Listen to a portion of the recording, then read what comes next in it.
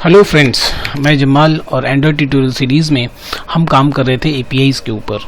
तो अभी तक के वीडियोस में हमने वॉली लाइब्रेरीज़ के ऊपर देखा, उसके ऊपर कई वीडियोस भी बनाए। तो अब हम स्टार्ट करते हैं और रेट्रोफिट लाइब्रेरी। जिस तरह से वॉली लाइब्रेरीज़ के हमने हर एक पार्ट देखे थे, सेक्शंस देखे थे, आर्किटेक्चरल डायग्राम देखा था, उसके बाद उसका कोडिंग किया था। सेम उसी तरह से हम पहले रेट्रोफिट लाइब्रेरी को समझते हैं, उसके आर्किटेक्चर को समझते हैं कि ये किस तरह से काम करता है, कितने फेजेस में बटे होते हैं। उसके बाद फिर हम उसकी कोडिंग सेक्शंस को देखेंगे। और हमेशा की तरह एक बार जब हम आर्किटेक्चर समझ जाएंगे रेट्रोफिट लाइब्रेरी का, तो कोडिंग में कुछ भी नहीं है, सिर्फ बस 2-4 मिनट का बात है और कोडिंग बहुत आसानी से हो जाएगा। रेट्रोफिट लाइब्रेरी वाइडली ज़्यादा इस्तेमाल होता है, वॉली से भी ज़्यादा इस्तेमाल होता है, क्योंकि ये थोड़ा सा सारी चीज़ों को ना रेट्रोफिट ने बहुत ऑर्गेनाइज करके रखा है।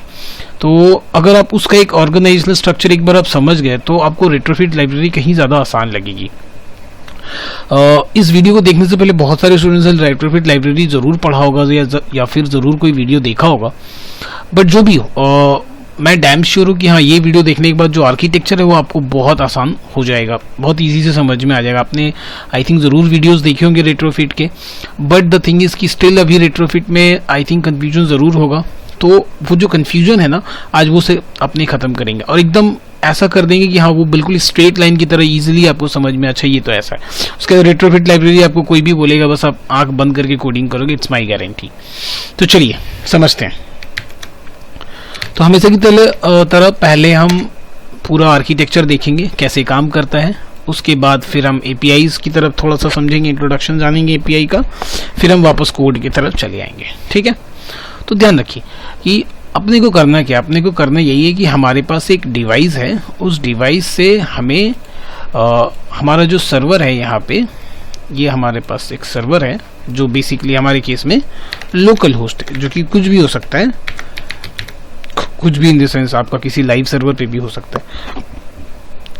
अब ये लोकल होस्ट में अगर हम एपीआई की बात करें, मतलब क्या कि इस लोकल होस्ट में एक पीएचपी की फाइल पड़ी हुई है। बेसिकली हम लोग पीएचपी पे काम कर रहे हैं, आप एपीआई जेएसपी पे भी कर सकते हो, ASP.NET पे भी कर सकते हो। It's completely upon you and upon your requirement. आपकी कंपनी की क्या रिक्वायरमेंट है, अगर या आप काम कर रहे हो तो आपकी क्या रिक्वायरमेंट है, ये उस पर डिपेंड करता है। तो हमारा यहाँ पे एक पीएचपी फाइल है, हम एक क्योंकि पीएचपी वाइडली इस्तेमाल होता है इसलिए पीएचपी को मान के चलते हैं। तो ये एक पीएचपी की फाइल है और ये पीएचपी की फाइल क्या कर रही है, कुछ इन्फॉर्मेशन एक्सेप्ट कर रही है। मान लेते हैं कि वो इन्फॉर्मेशन एप्लीकेशन से जाएगा, वो इन्फॉर्मेशन एक्सेप्ट कर रही है, ठीक है, और फिर कुछ इन्फॉर्मेशन ये रिटर्न कर रही है, यहाँ से कुछ रिटर्न कर रही है। ध्यान रहे, जो इन्फॉर्मेशन हमारी पीएचपी की फाइल या हमारी एपीआई रिटर्न करेगी, ध्यान रहे वो जेसन फॉर्मेट में होना चाहिए। एकदम ये बात बहुत इंपॉर्टेंट है, ये वो जेसन के फॉर्मेट में ही होना चाहिए। अब यहाँ पे द थिंग इज दिस कि ये जो डायरेक्ट कनेक्शन दिख रहा ना आपको, मोबाइल से डायरेक्ट एपीआई के पास, डिवाइस एपीआई के पास, इस आप डायरेक्ट कनेक्शन को काट दो। ये बीच का काम करेगा हमारा रेट्रोफिट। ये पूरे बीच का काम जो है ये हमारा रेट्रोफिट संभालेगा। ठीक है, मतलब यूजर से इंफॉर्मेशन लेगा, सॉरी नॉट यूजर, डिवाइस से इंफॉर्मेशन लेगा हमारा रेट्रोफिट। वो रेट्रोफिट ही हमारे इस एपीआई को कॉल करेगा, उसमें पैरामीटर्स पास करेगा, उससे जो डेटा आ रहा है वो रेट्रोफिट ही रिसीव करेगा, फिर रेट्रोफिट डिवाइस को दे देगा। ठीक है, रेट्रोफिट ने डेटा एक्सेप्ट किया डिवाइस से, वो डेटा और एपीआई को कॉल किया उसने, ये सारी इंफॉर्मेशन हमें रेट्रोफिट को बतानी पड़ेगी और उस रेट्रोफिट क्या करेगा, कॉल करेगा और ये यहाँ से जो जेसन का डेटा हमें मिलेगा वो रेट्रोफिट ही रिसीव करेगा और फिर रिसीव करके अपने डिवाइस को, हमारे डिवाइस को दे देगा। अब बात ये तो दिखने से बड़ा आसान लग रहा है, भाई चलो आसान है, ठीक है, बट द थिंग इज कि यहाँ पे रेट्रोफिट काम कैसे करता है। ठीक है, अब इस रेट्रोफिट के पूरे पार्ट को हम दो हिस्से में बांट देते हैं। सबसे पहला हिस्सा, एक बात ध्यान रखिएगा, सबसे इंपॉर्टेंट और पहला हिस्सा जहां से हम काम शुरुआत करेंगे रेट्रोफिट का, ये जो हमारा पीएचपी का फाइल है या जो हमारा एपीआई है, ये जो रिटर्न करेगा, जो जेसन फाइल रिटर्न करेगा, ठीक है, सबसे इंपॉर्टेंट, सबसे पहली बात यहीं से शुरू होती है रेट्रोफिट की। इसी जगह पे सबसे ज्यादा जोर देके समझिए, ये जो हमारा पीएचपी का फाइल है, जो जेसन फाइल रिटर्न करेगा, आपको देखना होगा जेसन में क्या क्या फील्ड है, उस फील्ड के हिसाब से आपको सबसे पहले रेट्रोफिट के अंदर बनाना होगा एक रेस्पॉन्स क्लास का मॉडल, रेस्पॉन्स मॉडल क्लास बोल सकते हैं हम उसको, रेस्पॉन्स क्लास या रेस्पॉन्स मॉडल क्लास, जो जिस भाषा में आपको जिस तरह से आसानी में समझ में आ जाए, कोई बाउंडेशन नहीं है, ठीक है। ये ही बोलते हैं, आपको जिस भाषा में समझ में आए आप उस भाषा में अपने दिमाग में डालिए, ठीक है। क्या डालना है कि हमारे पास रेट्रोफिट के पास एक ऐसा क्लास होना चाहिए जिसके अंदर वो सारे फील्ड होंगे, जो फील्ड ये जेसन के फॉर्मेट में हमारा एपीआई रिटर्न कर रहा है, जिसको बेसिकली तौर पे हम मॉडल क्लास बोलते हैं। और ये रेस्पॉन्स है इसलिए हमने सिर्फ रेस्पॉन्स मॉडल बोल दिया, ठीक है। तो सबसे पहला काम हमें ये करना होगा। अब ये चीज आपको पता कैसे चलेगी भाई जेसन जो रिटर्न कर रहा है वो कैसा दिख रहा है? देखिए, अगर थोड़े से आप कोडिंग लेवल के एक्सपर्ट हैं तो आप ये खुद ही देख लेंगे। देखिए, ये एक एपीआई फाइल है, मैं यहाँ पे आऊँगा दोबारा अच्छे से समझ जाऊँगा, बट देखिए बहुत आसान है, कुछ भी नहीं है। अगर आप थोड़ा सा भी टेक्निकली स्ट्रांग है तो इट इज ये वेरी इजी। क्या है ये कनेक्शन स्ट्रिंग है, ये 2 लाइन हमारा कनेक्शन स्ट्रिंग कहलाता है, जहाँ पे हम पीएचपी को बता रहे हैं कि भाई आपको लोकल होस्ट से कनेक्ट करना है, यूजर नेम डेटा रूट है, पासवर्ड ब्लैंक है, और कौन सा डेटाबेस, ये दोबारा एक लाइब्रेरी फंक्शन है पीएचपी का, जहाँ पे इस कॉन को हम पास कर रहे हैं, और एपीआई डीबी जो हमारे डेटाबेस में है, नॉट जो हमने डेटाबेस बनाया एपीआई डीबी का, ये तीनों क्या कर रहे हैं, पोस्ट से डेटा को एक्सेप्ट कर रहे हैं। तो जो भी आ रहा है हम उसे ट्रिम करके वेरिएबल में रख ले रहे हैं, ट्रिम करके वेरिएबल में रख रहे हैं, ट्रिम करके वेरिएबल में रख रहे हैं। उसके बाद एक चीज है, हमने यहाँ पे टेस्ट किया है, ये वाला चीज अभी मैं हटा देता हूँ, ठीक है, क्योंकि जो बंदे बिल्कुल फर्स्ट टाइम देख रहे हैं रहने देते हैं, कोई इशू नहीं है। चलिए देखिए, बस मैं समझा, थोड़ा सा जो पार्ट है जरा सा बढ़िया, आप समझ लीजिए क्या है। ये बेसिकली रजिस्ट्रेशन में काम आता है, फिर भी आप देख लीजिए। थिंग इज इसकी हमारा जो ईमेल है ना, हम उसे की फील्ड बना रहे हैं, प्राइमरी की फील्ड बना रहे हैं, मतलब 2 ईमेल नहीं एक्सेप्ट होगा। तो हम इंसर्ट करने से पहले एक क्वेरी चला रहे हैं, select star from TBL user where email equal to this dollar email. अगर ये ईमेल होगा तो पहले ये क्वेरी चलेगा और रॉ में डेटा आएगा, और एक MySQL i_num_row इसका PHP का फंक्शन आता है जो कि चेक करके बता देगा कि नंबर ऑफ रो कितने रिटर्न आ रहे हैं डेटाबेस से। तो अगर इस नाम का ईमेल आईडी ऑलरेडी डेटाबेस में होगा तो नंबर ऑफ रो तो होंगे ही, रिटर्न तो कुछ ना कुछ तो आएगा ही, 1 डेटा है, 2 डेटा है, व्हाटएवर। तो ये काउंट में हमने उस वेरिएबल को रख लिया। अब चेक किया कि क्या काउंट ग्रेटर देन 0 है, अगर 0 है मतलब वो क्या भाई एग्जिस्ट कर रहे है ना। उस केस में आप ऐसे कर सकते हैं, यहाँ पे थोड़ा सा अपडेट कर दीजिए, इस तरह से कीजिए ताकि यही वेरिएबल यहाँ भी क्रिएट हो। तो रेस्पॉन्स मैसेज में क्या हो रहा है, एग्जिस्ट स्टोर हो जा रहा है। अगर ऐसा नहीं है, काउंट ग्रेटर देन 0 नहीं है, मतलब इस केस में आएगा। और यहाँ पे वो प्रॉपर तरीके से हमने क्वेरी लिखा डेटाबेस इंसर्ट का, और जहाँ पे वैल्यूज होने चाहिए वहाँ पे हमने इन वेरिएबल्स को रिप्लेस कर दिया, $name, $email, $password। MySQL query करके उसे हमने क्या किया, रेस्ट में डेटा रिटर्न किया, चाहे वो ट्रू होगा या फॉल्स होगा। ट्रू होगा तो response message inserted, else response message failed, बंद। अब ये जो रिस्पॉन्स मैसेज है इसे हमने क्या किया, इको जेसन इनकोड कर दिया, ठीक है। क्या कर दिया, जेसन इनकोड रेस्पॉन्सेस। ये फंक्शन बहुत जरूरी है। अब इसका आउटपुट कैसा होगा ये देखने के आपके पास कई तरीके हैं। आप इसे यूआरएल में डायरेक्ट रन करके भी देख सकते हैं, या ये पोस्टमैन का भी इस्तेमाल कर सकते हैं। पोस्टमैन आप रखिए क्योंकि काम आएगा ही। तो अब हम देखते हैं कि आउटपुट देखने के लिए, तो ये आपका यूआरएल पार्ट है। देखिए लोकलहोस्ट एपीआई फोल्डर है, ये www डायरेक्टरी है, उसके अंदर एक API folder.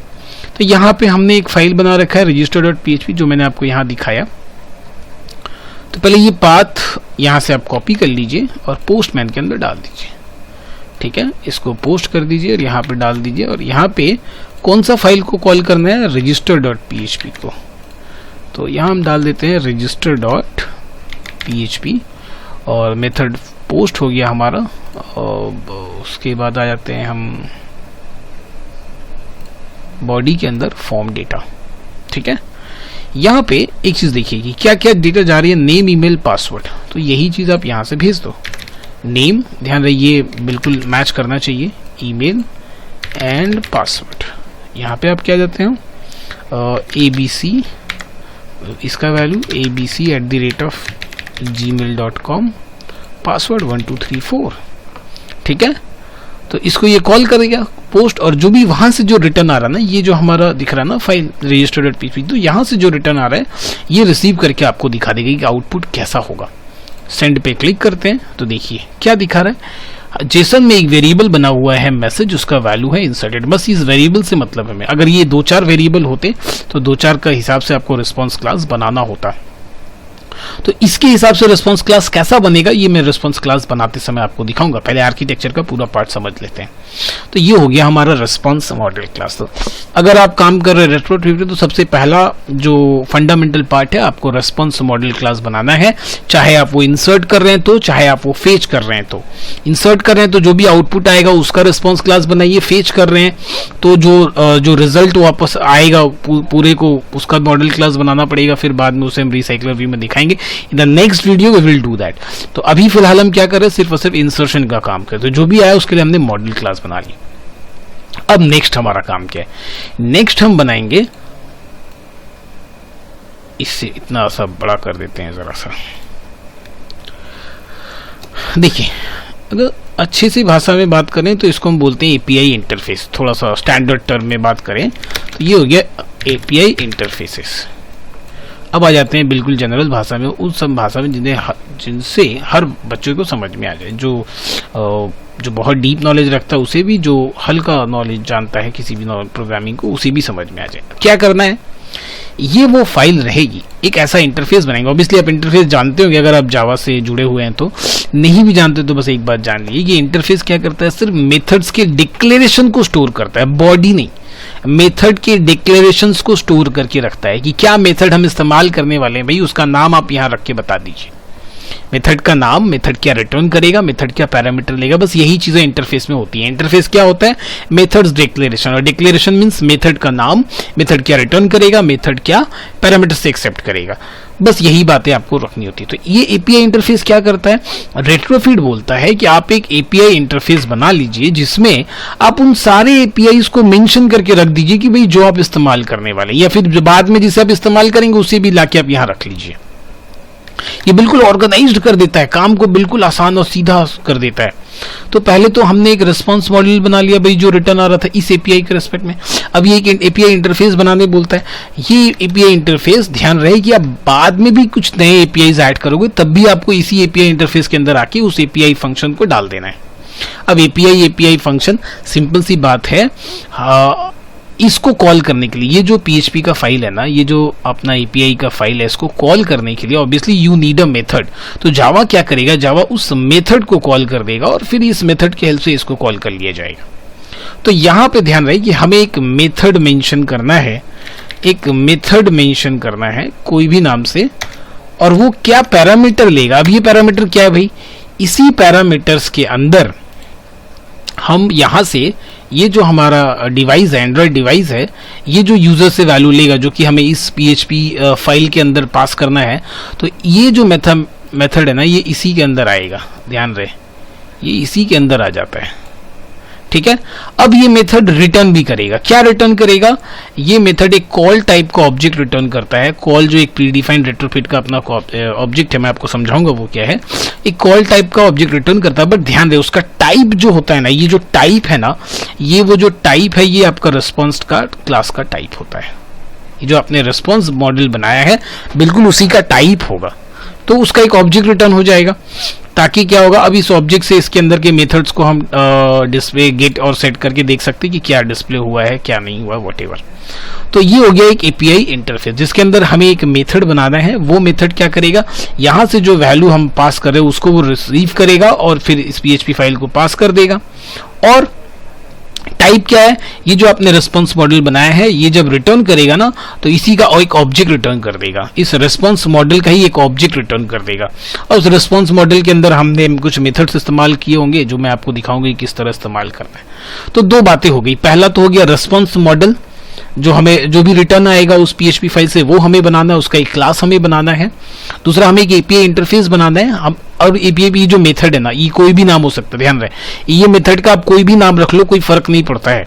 Gate register, set register whatever जो आपको अच्छा लगे आप नाम रख लो। पैरामीटर में क्या रिसीव करेगा, जो ये डिवाइस इसको देगा, और रिटर्न क्या करेगा, ये जो आपने रिस्पॉन्स मॉडल बनाया है उसका टाइप रिटर्न करेगा। दो बातें होगी। तीसरा जो सबसे इंपॉर्टेंट है, जहां पे ही ये जो है सबसे ज्यादा स्टूडेंट्स कंफ्यूज होते हैं, क्योंकि ये अलग अलग जगह से अलग अलग तरीके के लोग बताते हैं, ठीक है।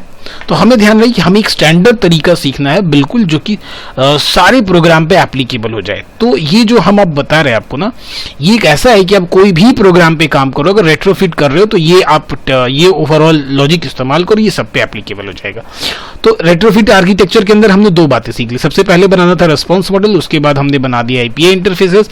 तीसरा में क्या है, तीसरा को आप बोल सकते हैं एपीआई कंट्रोलर। ध्यान रहे, मैं आपको बोला आप बोल सकते हैं एपीआई कंट्रोलर, जो आपका इच्छा हो वो बोल लो, ठीक है ना, जो आपका इच्छा हो वो बोल लो। तो अब भाई करते क्या है इसके बस अंदर, वो आपको इंपॉर्टेंट है समझना। इसके अंदर हम करते क्या है वो ज्यादा मायने रखता है, क्या बोलते हैं मायने नहीं रखता, क्योंकि एक बार जब आप कोड समझ जाएगी तो फिर जो इच्छा वो उसका नाम रखिए। API controller. अब एपीआई कंट्रोलर का मतलब क्या है? एपीआई कंट्रोलर का मतलब बेसिकली इसके अंदर दो तीन चीजें हैं जो हमें करके रखनी है। सबसे पहले तो इसके अंदर हम URL मेंशन करेंगे। देखिए जो जो चीजें मैं यहाँ लिख रहा हूँ, जिस तरह से लिख रहा हूँ, URL मेंशन करेंगे, क्योंकि देखिए कभी भी हम क्या करेंगे ना, ये जो तरीका है रेट्रोफिट के ऑब्जेक्ट को कॉल करने का, रेट्रोफिट ज्यादा बेस्ट तरीका है कि आप एक डेडिकेटेड क्लास बना लीजिए, उस क्लास का ही काम रहेगा रेट्रोफिट के ऑब्जेक्ट को बनाना।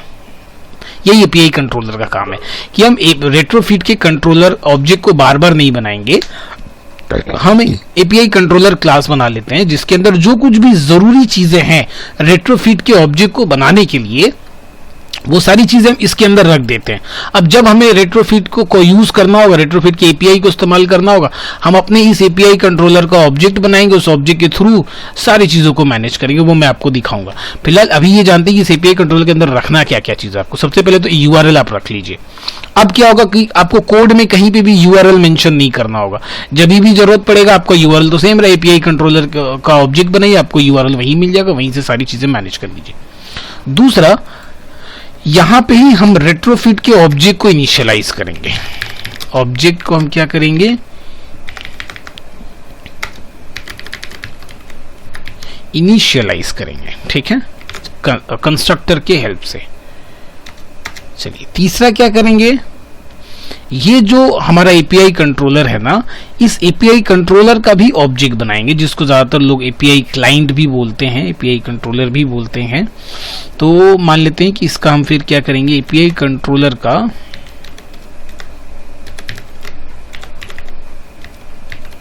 ऑब्जेक्ट बनाएंगे। ध्यान रहे, एक पहले हमने रेट्रोफिट को ऑब्जेक्ट बनाया, अब ये जो क्लास है, जिस क्लास के अंदर हम सब लिख रहे हैं, उसका एक ऑब्जेक्ट बनाएंगे, और तीसरा फिर हम बनाएंगे एक ऐसा मेथड विच रिटर्न एपीआई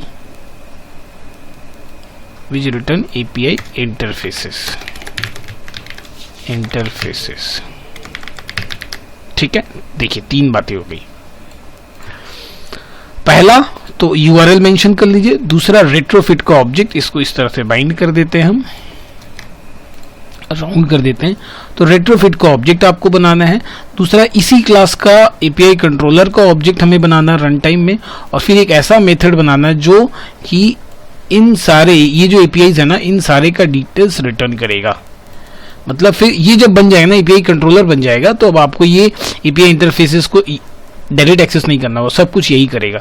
अब जब भी आपको जरूरत पड़ेगी अपने पूरे एंटायर एप्लीकेशन में, प्रोजेक्ट में कहीं भी जरूरत पड़ेगी, आप ऑब्जेक्ट बनाइएगा एपीआई कंट्रोलर का, यही सारा काम कर देगा। तो ये आपको बस एक ही बार बनाना है, ये जो एपीआई कंट्रोलर हमने बनाया ये एक ही बार बनाना है। अब कहीं भी किसी सपोज 2-4 पेजेस हैं, कहीं साइन अप है, कहीं रजिस्ट्रेशन है, कहीं लॉगिन है, बस फटाफट हमने एपीआई कंट्रोलर का इस्तेमाल किया और इसके अंदर से जाके यहाँ से इंटरफेसेस को कॉल कर लिए, जो भी इंटरफेसेस हम बनाएंगे। अब नेक्स्ट टाइम फिर आपको नया इंटरफेसेस अगर ऐड करना है तो बस इस API set of API interfaces के अंदर जाके इसको ऐड कर दीजिए। तो क्या हुआ, ये तो ऑलरेडी कनेक्टेड है, इसका ऑब्जेक्ट आपको वो नया वाला इंटरफेस भी दे देगा। अब जो बचा हुआ काम है आपको हम कोड में दिखाते हैं, उसके बाद फिर वापस डायग्राम में आएंगे, फिर सारी चीजें बिल्कुल नीट एंड क्लीन हो जाएंगी। तो ये जो भी काम करेंगे हम कोड में, जो भी करेंगे बिल्कुल यहाँ पे देख के ही करेंगे, देखते जाइए, ताकि कुछ भी चीजें आपको याद रखने की जरूरत नहीं पड़े। तो आते सबसे पहले मैंने आपको क्या बताया कि रेस्पॉन्स मॉडल चाहिए होगा, और उसके लिए फिर ये पीएचपी का हमने यहाँ पे देख ही लिया कि क्या आउटपुट आ रहा है जेसन का। तो उससे भी सबसे शुरुआती तौर पे तो अपने को ये करना है कि इसकी लाइब्रेरीज ऐड करनी है, ठीक है। लाइब्रेरीज देखिए, ये 2 लाइब्रेरीज आपको लगेंगी, ये दोनों लाइब्रेरीज को आप यहाँ ऐड कर लीजिए। सिंक नाउ कर लेते हैं। एक लगेगा किसका, रेट्रोफिट 2.1.0, ये वर्जन चेंज भी हो सकता है, और दूसरा लगेगा जीसन का। जीसन क्या करता है, जेसन का जो डेटा है ना उसको उस ऑब्जेक्ट को कन्वर्ट करने का काम आता है, तो ये तो लगेगा ही लगेगा। इसे बंद कर लीजिए। उसके बाद आप मैनिफेस्ट में जाके क्या कीजिए, सबसे पहले परमिशन ऐड कर लीजिए, क्योंकि ये मैं अक्सर ऐड करना भूल जाता हूँ, इसलिए इसको पहले ही कर लेते हैं।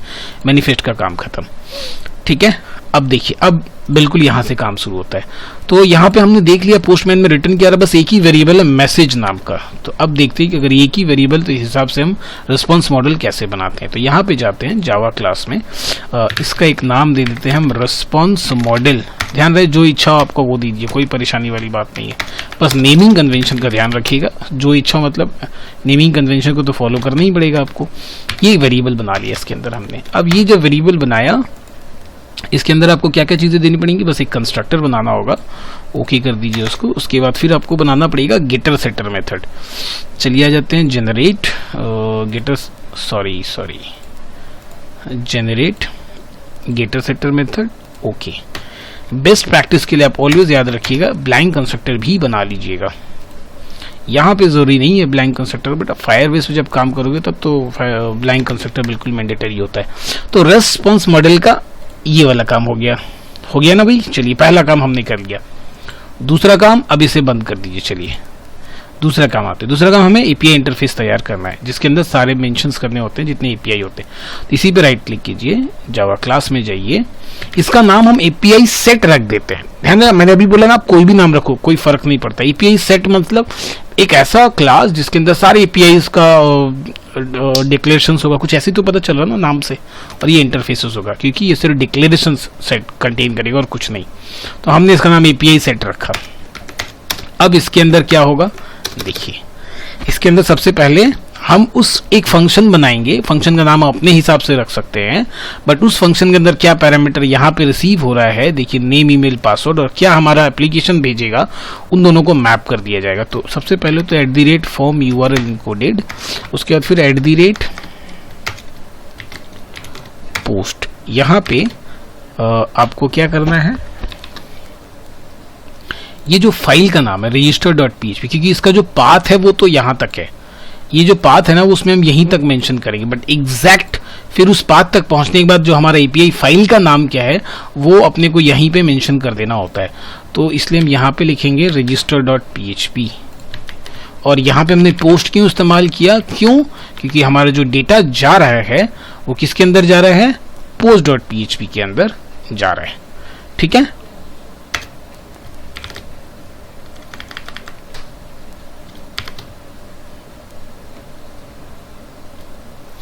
इसके बाद हमें पास करना होता है पैरामीटर्स। तो सेकंड वाले में हमने क्या मेंशन किया, register.php। अब पास करना है अपने को पैरामीटर्स। तो देखिए इधर आ जाते हैं। अब हमने दिखाना है एक मेथड जो कि क्या रिसीव करेगा और क्या रिटर्न करेगा। तो वो मेथड का नाम अभी हमने बताया, आप कुछ भी रख सकते हो, लेकिन ये रिटर्न क्या करेगा। अब देखिए मैंने क्या बताया, एक कॉल रिटर्न करेगा, टाइप क्या होगा, रिस्पॉन्स मॉडल। तो सबसे पहले देखिए हम लिखते हैं कॉल। अब देखिए ये जो दिख रहा है ना टी मॉडल क्लास, इस पे एंटर कीजिए। मॉडल का नाम क्या है आपका, मॉडल का नाम हमने बनाया है रिस्पॉन्स मॉडल। अब फंक्शन का नाम जो आपको इच्छा हो वो रख दीजिए, गेट रजिस्टर हो गया। अब यहाँ पे आपको पैरामीटर्स पास कर देने। क्या क्या फील्ड है भाई, आप यहाँ देखिए पीआई में आ जाइए। फील्ड क्या क्या है आपके पास, फील्ड है हमारे पास नेम, ईमेल, पासवर्ड, तीन चीजें हैं ना। तो फील्ड नेम क्या है, ये नेम है, यहाँ पे क्या है, नेम, ईमेल, पासवर्ड, ठीक है। तो स्ट्रिंग नेम, ठीक है। उसके बाद फिर @फील्ड, दूसरा फील्ड क्या है, ईमेल, स्ट्रिंग ईमेल, तीसरा फील्ड क्या है, पासवर्ड, स्ट्रिंग पासवर्ड, ठीक है। ये वाले वो फील्ड हैं जो आपके एपीआई के अंदर मेंशन, इसलिए नाम मिसमैच नहीं होने चाहिए, ध्यान रहे, ठीक है। ये वो फील्ड हैं जो आपके एपीआई के अंदर मेंशन किए गए हैं जिस नाम से, नेम, ईमेल, पासवर्ड। तो ये हो गया हमारा एक एपीआई रजिस्टर। इस एपीआई सेट के अंदर हमने एक एपीआई मेंशन कर दिया, एक फंक्शन मेंशन कर दिया जो उसे कॉल करेगा। अब उस फंक्शन को हम कॉल करके इसका इंसर्शन वाला काम कंप्लीट करेंगे। तो एपीआई सेट के अंदर यही काम था। देखिए ये वाला पोर्शन डन, ठीक है। अब आ जाते हैं ये एपीआई कंट्रोलर के अंदर। तो तीसरा क्लास बनाते हैं, न्यू जावा क्लास। इसका नाम हम रख देते हैं एपीआई कंट्रोलर। जो आपका इच्छा, एपीआई क्लाइंट, एपीआई कंट्रोलर, जो आपका नाम हो आप रख दीजिए, कोई परेशानी वाली बात नहीं है। अब इसके अंदर आपको क्या करना है, देखिए आप कोड में आ जाइए। क्या है, सबसे पहले तो यूआरएल यहीं पे मेंशन करके रख दीजिए। सो स्ट्रिंग, इसे हम प्राइवेट बना देते हैं, प्राइवेट स्टैटिक भी रखते हैं, फाइनल स्ट्रिंग यूआरएल। यूआरएल का क्या है, आप ब्राउजर में आ जाइए, यहाँ पे देखिए यहाँ से यहाँ तक तो ये यूआरएल है। और इसके बाद जो फाइल है register.php, तो आपने एपीआई सेट में नाम मेंशन कर दिया है ना, पोस्ट में। तो आपको यहाँ कुछ नहीं करना है, लेकिन लोकल होस्ट, क्योंकि मैं जो हूँ इसे अपने डिवाइस में रन करने वाला हूँ, ये डिवाइस आपको दिख रहा है, तो ये लोकल होस्ट से नहीं एक्सेस करेगा। अगर हम डिवाइस में अपने इस प्रोग्राम को रन करें तो ये फिर हमारा कैसे रन करेगा, आप जाकर CMD में चले जाओ, यहाँ पे आप IP config, यहाँ पे IP एड्रेस देख लो, क्या है 192.168.0.100, तो 192.168.0.100। बट ध्यान रहिए इतनी आसानी से एक बार नहीं होगा, इसे आपको कॉन्फ़िगर करना पड़ता है, ठीक है। वो इसके पिछले वीडियोस में मैंने दिखाया है कि किस तरह से कॉन्फ़िगर करते हैं। अगर आपको अपने डिवाइस में रन करना है, मीन्स लोकल होस्ट को अगर डिवाइस में रन करना है तो कैसे कॉन्फ़िगर करना होता है, ये ध्यान रखिएगा। ये करने के बाद ही आपको ये IP एड्रेस लिखने से आपका डिवाइस से ये रन हो पाएगा, अदरवाइज सिंपली ऐसे लिखने से नहीं चलेगा ये। चलिए URL मेंशन कर दिया हमने। अब हमें क्या करना है, अब ध्यान दीजिएगा, तो हमने क्या बताया था सेकंड वाले में, इसी क्लास का एक ऑब्जेक्ट आपको बनाना होता है, जो कि बाद में, जो कि उसे कॉल यहाँ से किया जाएगा। तो उस ऑब्जेक्ट को इनिशियलाइज तो करना पड़ेगा ना, तो इसीलिए यहाँ पे आपको क्या करना है, प्राइवेट स्टैटिक एपीआई कंट्रोलर का एक ऑब्जेक्ट बनाइए, क्लाइंट ऑब्जेक्ट, जिस भी नाम से मैंने क्लाइंट ऑब्जेक्ट बनाया। ये आपको और बेटर अभी समझ में आया जब मैं इसे कॉल करूंगा तब। अब प्राइवेट स्टैटिक, अब यहाँ पे आप बनाइए रेट्रोफिट का ऑब्जेक्ट, रेट्रोफिट इस क्लास का एक कंस्ट्रक्टर बनाइए, एपीआई कंट्रोलर। यहाँ पे ये जो रेट्रोफिट है ना, इसे इनिशियलाइज करना है। अब मतलब देखिए ये कहाँ पे इनिशियलाइज करें हम, कंस्ट्रक्टर के अंदर। मतलब जब भी हम इस एपीआई कंट्रोलर का ऑब्जेक्ट बनाएंगे, ये कंस्ट्रक्टर कॉल होगा और रेट्रोफिट का ऑब्जेक्ट बन जाएगा। रेट्रोफिट यहाँ पे आते हैं, न्यू रेट्रोफिट, ये हटा दीजिए, डॉट बिल्डर डॉट, यहाँ पे जाइए डॉट। देखिए यहाँ पे एक चीज देखिएगा, लाइन से तीनों चीजें इस्तेमाल की गई हैं, बेस यूआरएल, कन्वर्ट फैक्ट्री और बिल्ड। बस आपको याद रहेगा कि ये तीनों चीज कैसे कहाँ पे इस्तेमाल करना है। तो बेस यूआरएल, कन्वर्ट फैक्ट्री और बिल्ड। तो बेस यूआरएल में आइए, यहाँ पे यूआरएल कौन सा है हमारा, यूआरएल दे दीजिए। फिर आ जाइए add converter factory, JSON factory dot create. फिर लास्ट वाला ऑप्शन क्या बचा, बिल्ड, ओह सॉरी, बिल्ड, खत्म बात। तो ये बन गया आपका रेट्रोफिट का ऑब्जेक्ट तैयार, किसके अंदर, इस एपीआई कंट्रोलर के कंस्ट्रक्टर के अंदर। मतलब जब भी अब इस एपीआई कंट्रोलर का ऑब्जेक्ट हम बनाएंगे, तुरंत ये हमारा रेट्रोफिट रेडी हो जाएगा, है ना, क्योंकि रेट्रोफिट के ऑब्जेक्ट से एपीआई को कॉल करना रहता है।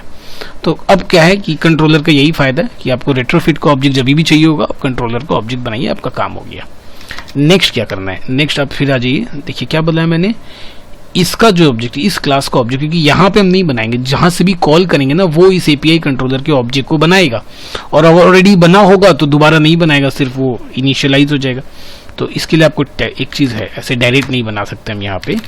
तो पब्लिक स्टैटिक सिंक्रोनाइज्ड रिटर्न क्या करेगा, एपीआई कंट्रोल, क्योंकि हम टाइप हमेशा रिटर्न करते हैं। यहाँ पे अगर हम ऑब्जेक्ट बना रहे हैं, उस ऑब्जेक्ट को रिटर्न करेंगे, तो ऑब्जेक्ट का टाइप क्या हो, एपीआई कंट्रोलर, इसलिए एपीआई कंट्रोलर लिखा गया। फंक्शन इस्तेमाल करेंगे गेट इंस्टेंस। अब ये क्या करेगा, टेस्ट करेगा कि क्या ये क्लाइंट ऑब्जेक्ट पहले से बना हुआ है। अगर पहले से नहीं बना है, तो अगर इक्वल टू नल है, तो ये क्या करेगा, क्लाइंट ऑब्जेक्ट को यहाँ पे बनाएगा न्यू, क्या है भाई हमारा क्लास का नाम, एपीआई कंट्रोलर। और अगर ऐसा नहीं है, एल्स तो एस लिखने की जरूरत ही नहीं है, रिटर्न कर देगा क्लाइंट ऑब्जेक्ट। मतलब अगर है तो रिटर्न हो जा रहा है, नहीं है तो क्लाइंट ऑब्जेक्ट बन के तब रिटर्न हो रहा है। अब जब भी हमें क्या करना, बस इस एपीआई कंट्रोलर का ऑब्जेक्ट बनाएंगे तो क्या होगा, यहाँ पे ये ऑब्जेक्ट बन जाएगा। पहले से अगर नहीं बनाया तो बनेगा, अदरवाइज फिर जो ऑब्जेक्ट बना हुआ है तो उसका ऑब्जेक्ट सिर्फ रिटर्न हो जाएगा। तीसरा, यहाँ पे एक ऐसा फंक्शन बना देते हैं जो कि एपीआई सेट को कॉल कर लेगा और यहाँ से इस फंक्शन को रिटर्न कर देगा। तो वो फंक्शन वो भी इसी के अंदर बना लेते हैं। तो देखिए एपीआई सेट, क्योंकि रिटर्न क्या करना है, एपीआई सेट को ऑब्जेक्ट रिटर्न करना है तो एपीआई का टाइप पहले मेंशन करना होता है, गेट एपीआई। अब ये क्या करेगा, रेट्रोफिट का जो ऑब्जेक्ट है हमारे पास, रेट्रोफिट डॉट क्रिएट, देखिए आपको खुद ही बता देगा क्या डालना है इसके अंदर, वो बता ही रहा है, क्लास ऑब्जेक्ट सर्विस। तो सर्विस तो हमने एपीआई सेट बना रखा है ना, तो बस यहाँ पे क्या करना है, एपीआई सेट डॉट क्लास। तीन चीजें मेंशन की हमने। सबसे पहले इसी क्लास का हमने कंस्ट्रक्टर बनाया। अब भी कंस्ट्रक्टर का काम होता है, जब भी आप ऑब्जेक्ट बनाइएगा कंस्ट्रक्टर कॉल होता है। मतलब जैसे ही हम ये क्लाइंट ऑब्जेक्ट बना रहे तो देखिए न्यू एपीआई कंट्रोलर, मतलब ये यहाँ पे आया, यहाँ पे आके रेट्रोफिट को इनिशियलाइज कर लिया, और नहीं है और पहले से है तो बस उसके ऑब्जेक्ट को रिटर्न कर देगा।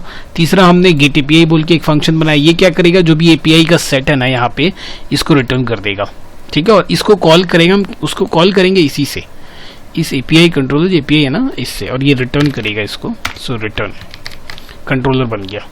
अब इस कंट्रोलर को कितना अच्छे से इस्तेमाल करना है ये मैं आपको दिखाता हूँ। मेन एक्टिविटी में आता है, अब यूजर से वैल्यू लेके उसे प्रोसेस करना है। तो देखिए सबसे पहले यूजर से वैल्यू लिखना, इतना बहुत लंबा काम ये एक्सएमएल वाला पार्ट, इसीलिए सीधे से ये पूरे एक्सएमएल को कॉपी करते हैं। सिंपल लीनियर लेआउट में हमने क्या कर रखा है, 3 टेक्स्ट बॉक्सेस बना रखे हैं और कुछ नहीं, बहुत सिंपल सा है, बहुत सिंपल सा। बस देखिए 3 टेक्स्ट बॉक्सेस हैं, सबमिटेड डेमो, एक टेक्स्ट व्यू है, ये डेमो को हटा दीजिए, कोई परेशानी नहीं है।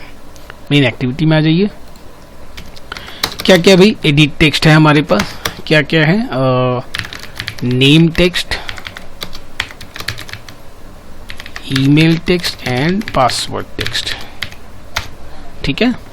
एक टेक्स्ट व्यू है हमारे पास, टीवी, और एक बटन है हमारे पास, बटन BTN, ठीक है।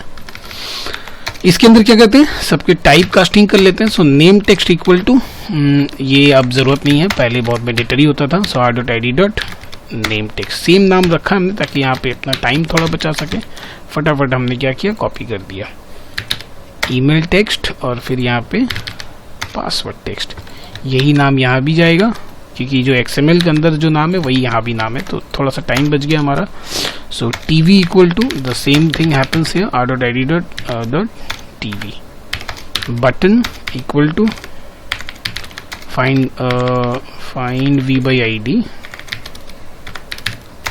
r.id.btn। करना क्या है, बटन पे क्लिक करने से सारा काम करना। तो button dot set on click listener new view, और यहाँ से आप क्या कीजिए, एक मेथड को कॉल कर लीजिए, प्रोसेस डेटा, जिस भी नाम से आपको बनाना है आप बना लीजिए। उस प्रोसेस डेटा को यहाँ पे कॉल कीजिए, पब्लिक वॉइड प्रोसेस डेटा। अब यहाँ पे ना क्या करते हैं, ये तीनों का डेटा को भेज देते हैं पैरामीटर में ही, तो वहाँ पे थोड़ा सा काम छोटा हो जाएगा। Gate text dot to string, पहला नेम का हो गया, फिर email dot gate text dot to string, फिर तीसरा क्या हो गया, password dot gate text dot to string. चलिए अब ये तीनों जब आपने भेजा है तो ये तीनों को तो यहाँ रिसीव करना पड़ेगा। सो स्ट्रिंग नेम, स्ट्रिंग ईमेल और स्ट्रिंग पासवर्ड। चलिए देखिए वो एरर आ रहा तो चला गया। अब यहाँ पे देखिए क्या करना होता है। अब देखिए जैसे मैं क्या बताया था कि ये जो है बेसिकली अब आप एक चीज आइए को सेट में आके देखिए, एपीआई में जब भी यही तो इसी को तो कॉल करेंगे ना हम, इस एपीआई को कॉल करने के लिए। मैंने क्या बोला था कि यहाँ से यही डेटा जाएगा इसके पैरामीटर में, यहाँ पे पैरामीटर में जाएगा और ये क्या है उसका टाइप को रिटर्न करेगा। तो जब भी आपको इस मेथड को कॉल करना होगा तो ये रिटर्न क्या कर रहा है, टाइप कॉल, एक कॉल रिटर्न कर रहा है किसके टाइप का, रेस्प मॉडल का। देखिए क्या रिटर्न कर रहा है, कॉल रेस्पॉन्स मॉडल का। अब इस पूरे को यहाँ से ना कॉपी कर लीजिए क्योंकि हमको मेन से तो कॉल करना है ना, तो यहाँ पे अब उसे पेस्ट कीजिए और एक कॉल बनाइए। अब कॉल कैसे करेंगे भाई, इस एपीआई के इस मेथड को कॉल कैसे करेंगे, गेट रजिस्टर को देखते जाइए, सारा काम एपीआई कंट्रोलर करके देगा आपको।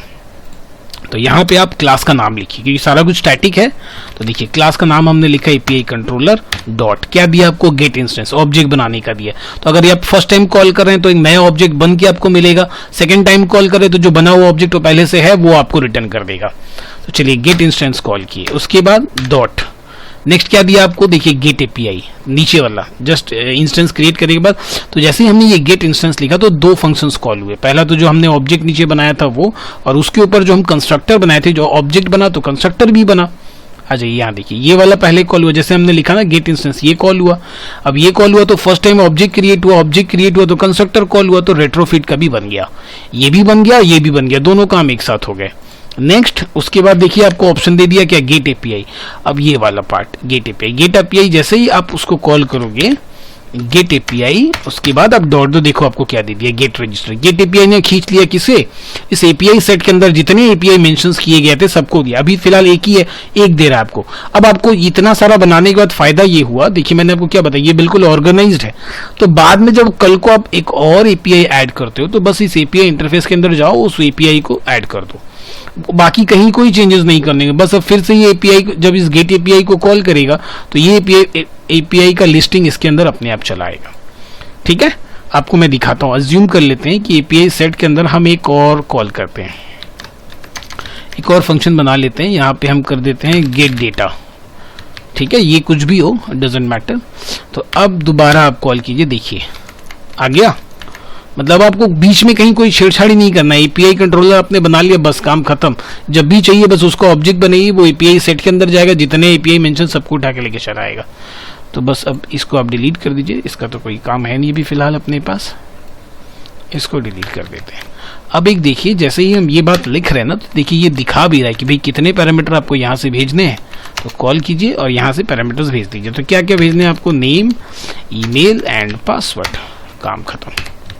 देखिए यहां तक बात तय होगी। यहां तक तय होने के बाद ये क्या किया, एक कॉल रेडी किया, रेट्रोफिट ने क्या किया, एक कॉल बनाया। अब वो क्या करेगा, कॉल को इनक्यू करेगा। ये जो पाइप आपको दिखा ना, ये पाइप, यही वो इनक्यू है।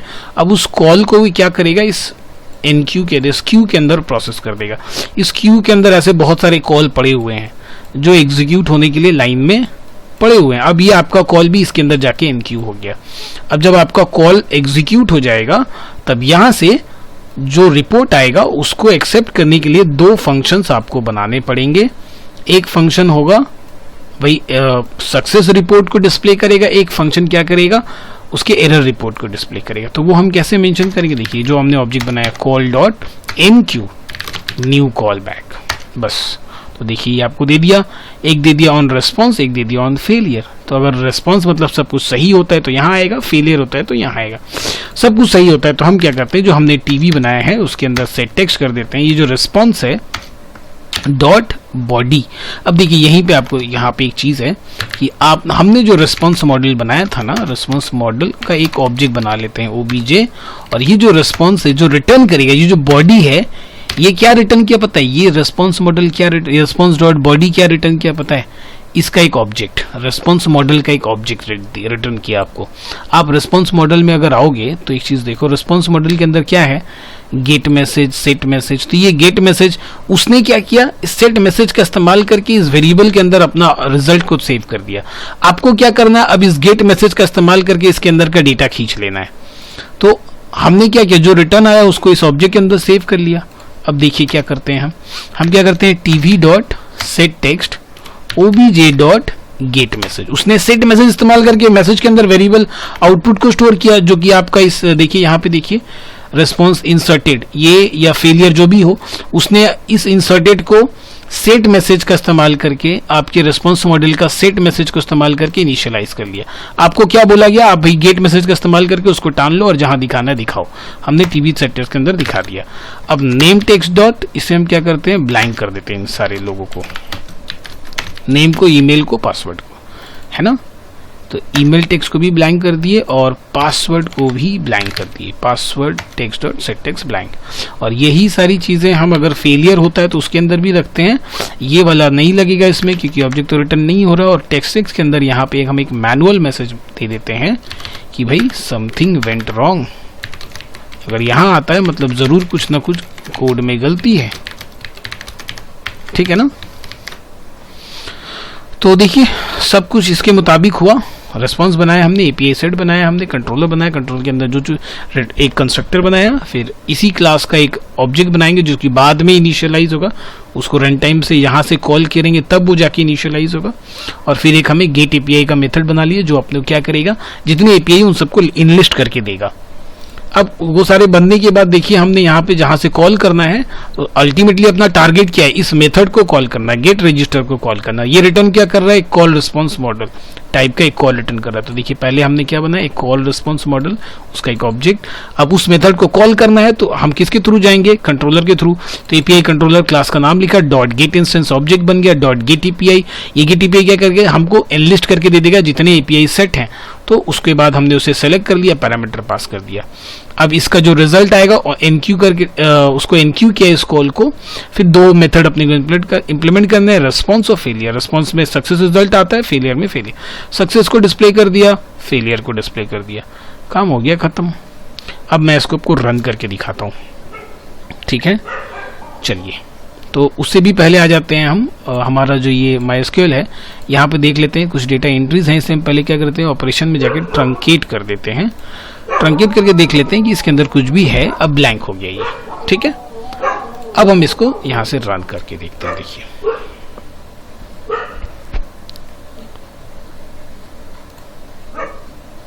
ये हम अपने डिवाइस में रन कर रहे हैं, ठीक है।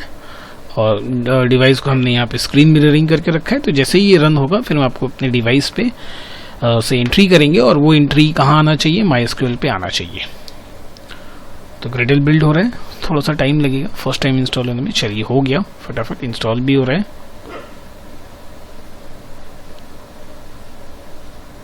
या चलिए ऐप लॉन्च हो चुका है, यहाँ हम आपको दिखाते हैं। एक सेकेंड, काफ़ी देर हो गया इसलिए थोड़ा सा रुक जाइए। चलिए अभी रन कर गया मेरे डिवाइस में। देखिए यहाँ पे रन हो रहा है, enter name email and password. तो यहाँ पे एंट्री करके देखते हैं। चलिए एक नाम दे देते हैं, jamal@gmail.com एंड देन पासवर्ड कुछ भी दे दीजिए, 1 2 3 4 एंड देन सबमिट, इंसर्टेड। वाह ग्रेट। अब आ जाते हैं हम यहाँ पे और ब्राउज करके देखते हैं। देखिए आ गया 1 jamal@gmail.com 1 2 3 4। ये आईडी ऑटो इंक्रीमेंटेड, उसकी वैल्यू देने की जरूरत नहीं पड़ती है आपको। तो वापस से डायग्राम में आते हैं। हमने क्या किया, लोकल होस्ट PHP बना के एपीआई फाइल रेडी कर लिया, रेस्पॉन्स बनाया। सबसे पहले response, API set, controller. API set के अंदर क्या किया हमने, ये आपको दिखाया। एपीआई सेट के अंदर सिर्फ और सिर्फ क्या करना है, ये पार्ट लिखना जरूरी है। उसके बाद जो फाइल का नाम एग्जैक्ट वो, और पोस्ट हम पोस्ट के थ्रू भेजे इसलिए पोस्ट, गेट के थ्रू भेजे तो गेट। उसके बाद एक फंक्शन बनाना किसी भी नाम से, क्या एक्सेप्ट करेगा उसे पास करना है, और रिटर्न क्या करेगा, आपका जो रिस्पॉन्स मॉडल है उसका एक टाइप का कॉल। तो कॉल रिस्पॉन्स टाइप का मॉडल, ये हो गया एपीआई सेट। रिस्पॉन्स मॉडल हमने आपको दिखाई दिया, कंस्ट्रक्टर और बस गेटर सेटर मेथड कहाँ इस्तेमाल वो भी हमने देखा अभी थोड़ी देर पहले। एपीआई कंट्रोलर, ये सबसे आसान है। सबसे पहले यूआरएल मेंशन कर दीजिए, इसी क्लास का एक ऑब्जेक्ट और रेट्रोफिट का ऑब्जेक्ट। इसी क्लास के कंस्ट्रक्टर में जाके रेट्रोफिट के ऑब्जेक्ट को इनिशियलाइज कर लीजिए। और ये जो हमने ऑब्जेक्ट बनाया इसी क्लास का, क्योंकि ये से दूसरा जो क्लास है जब इसे इस्तेमाल करेगा एपीआई कंट्रोलर को तो आपको ऑब्जेक्ट बनाए, इसलिए ये गेट इंस्टेंस का एक मेथड जो कि क्या करेगा, ऑब्जेक्ट को चेक करेगा है या नहीं। अगर है तो ऑब्जेक्ट रिटर्न कर देगा, नहीं है तो नया ऑब्जेक्ट बना के रिटर्न करेगा। गेट एपीआई जो भी एपीआई सेट है उसको एनलिस्ट करने के लिए। तो ये हो गया हमारा कंट्रोलर। अब मेन एक्टिविटी से बस क्या क्या हमने, एक सबसे पहले ये क्या है कॉल, तो अब अल्टीमेटली टारगेट क्या है, इसी को कॉल करना ना, इसी को कॉल करना। गेट तो रिटर्न क्या कर रहा है, कॉल रिस्पॉन्स मॉडल। तो हमने यहाँ पे कॉल रिस्पॉन्स मॉडल का एक कॉल बनाया। अब देखिए कॉल कैसे किया, API controller, get instance, get API, get register. ये सबसे ज़्यादा मज़ा यहीं पे आएगा जब सब कुछ बनेगा, जब उसे फटाफट आप कॉल कीजिएगा ना, बहुत आसान लगेगा। उसे एनक्यू किया, रिस्पॉन्स, सक्सेस रिस्पॉन्स को यहाँ और फेलियर रिस्पॉन्स को यहाँ, बात खत्म। तो ये एंटायर प्रोसेस था रेट्रोफिट को इम्प्लीमेंट करने का। आपको कोई भी चीज़ अगर टफ लगा हो, समझने में परेशानी हुई हो, तो ज़रूर कमेंट करके बताइएगा। और अगर अच्छा लगा हो तो चैनल को ज़रूर सब्सक्राइब कीजिएगा और अपने दोस्तों के साथ शेयर कीजिएगा। वीडियो देखने के लिए थैंक यू सो मच।